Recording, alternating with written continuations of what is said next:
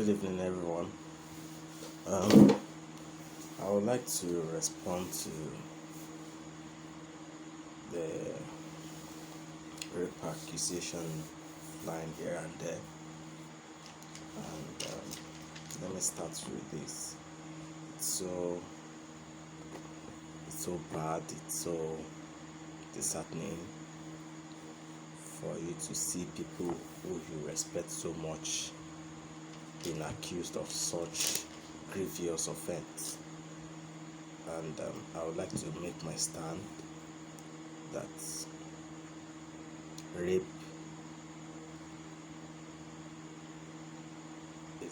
is a crime that shouldn't be pardoned at all.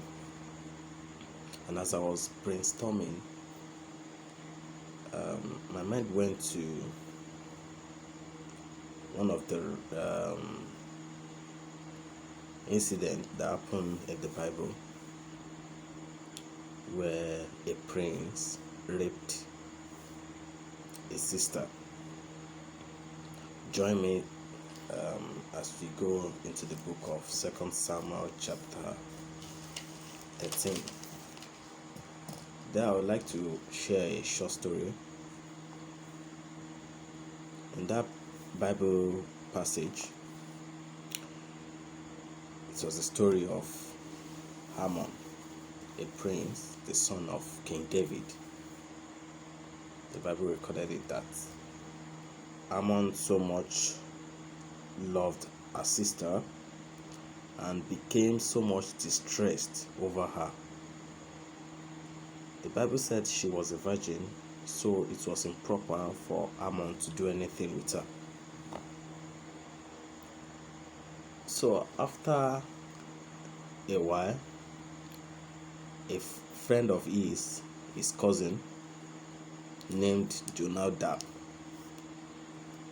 the Bible said a crafty man, came to meet him that why are you so distressed, why are you so disturbed?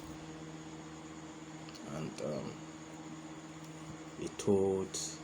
Haman told Jonadab what he was going through. And the guy, Jonadab, gave Haman a very terrible advice. A very, very terrible advice. That you should do this, and you will sleep with her. I think that should be in verse 4. Yeah. Jonadab told Haman, why are you so distressed? A whole king's son. You shouldn't be distressed at all. You have the power. Your father is the king, so you can do and undo. So he told Haman to pretend as if he was sick, and whenever the king comes to visit, he should tell the king that he should allow Tamar, the lady, the princess, to visit him to prepare cake in his presence so that he can eat. And his father agreed. Tamar came to Haman's place, and at the end of the day, Haman had his way with her. But the shocking thing is that after that evil act, the so-called love, disappeared. Haman became disgusted at the sight of Tamar, to the extent that he sent her out. And at the end of the day, that led to the death of Haman. Haman died untimely because of that. So, I don't know, maybe you are planning to do what shouldn't be done. I don't know what your excuse might be. You don't have an excuse. For me, I think we should teach ourselves. The guys should teach themselves. We should teach ourselves that rape is a bad thing, and for you to do anything, it must start here. I think it should be James 1:7. James 1:7. James 1:7 tells us the processes of sin. I hope it's James 1:7. No, it's not. It's not. It's not. It's not. Okay. Let's start from James 1 verse 13. It says, "Let no one say when he is tempted, I am tempted by God, for God cannot tempt with evil, nor does he himself tempt anyone.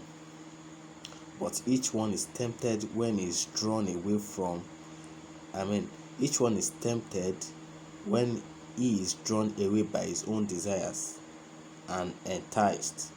Then when desire has conceived," this is where I'm going. When desire has conceived, it gives birth to sin.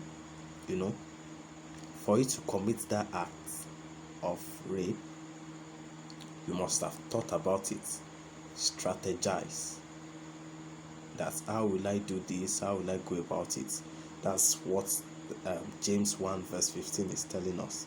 Then when desire has been conceived inside you, it gives birth to sin.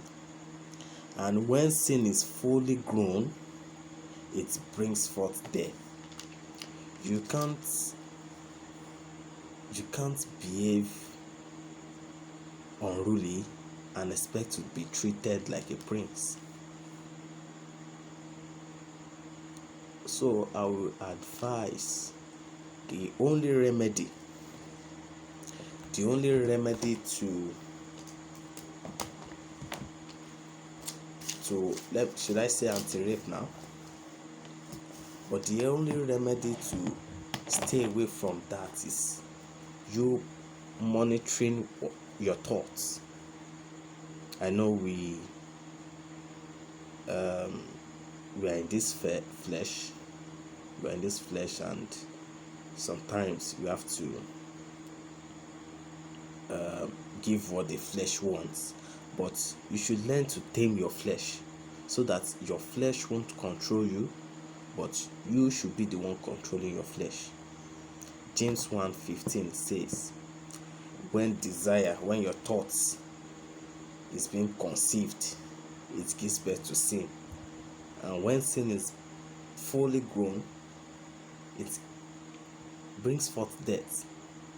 So the only remedy to rape is you controlling that mind of yours, you controlling your thoughts. And I pray God will help us. So try and have positive thinking. Don't think the only way for you to force a girl to do your will is by you raping her. That's not right.